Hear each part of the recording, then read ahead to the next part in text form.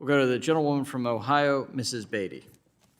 Thank you, Mr. Chairman and Ranking Member. And good morning, and thank you, Director Chopra, for being here.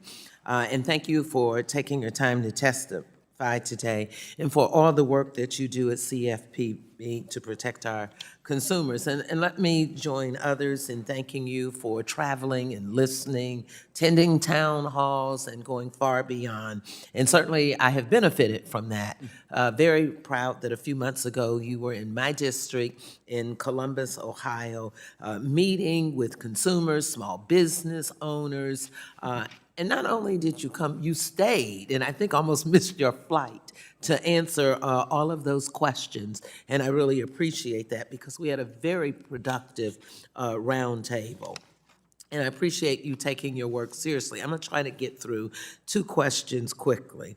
Director, we know that the CFPB's recently proposed Section 1033 rulemaking invites public input on the question of whether the rule should cover EBT accounts. And certainly, as you are no doubt aware, and more so for some of my colleagues in the public, EBT account holders, Americans who rely on programs like SNAP to put food on their tables each month, constantly struggle with access to their account information electronically in a marketplace that is highly uncompetitive.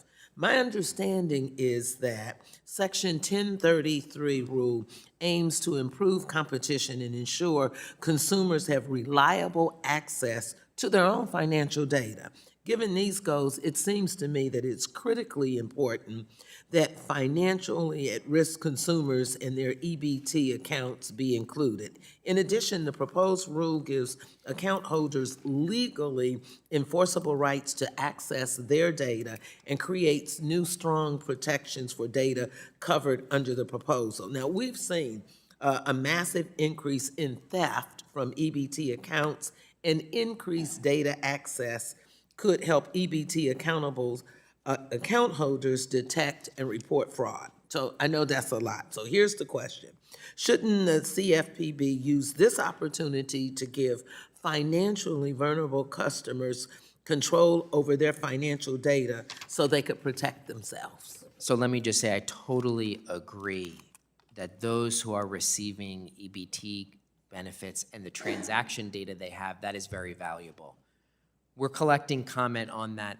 I will share with you, and maybe we can talk offline. We're trying to figure out with the USDA and state and local governments, who really are the issuers of this, how it would work, because there's a slightly different way compared to bank accounts, but we're trying to work through it, and it's opened up some other issues about do EBT recipients have access to even knowing the balance. So there's a whole bunch of things that I want to look at there. Okay, maybe we can talk offline on that. Let me kind of switch topics here and now go to 1071 small business lending rulemaking.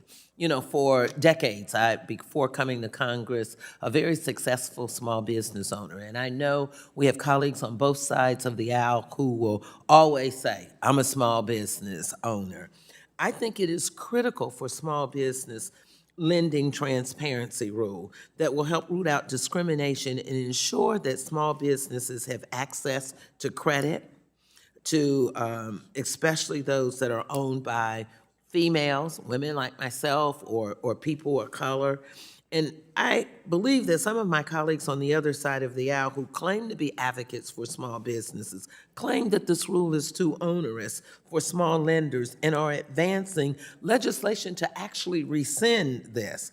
So I want to give you my last minute to explain to us what provisions have been built into the rule to accommodate small lenders and to set the record straight on how onerous the reporting requirements are. So tell us about the resources and to make us a little more comfortable. So based on the comments we received, we increased the threshold pretty substantially. It exempts a number of small lenders. We reduced some of the collection requirements. We're providing support and implementation guidance on how to make it work.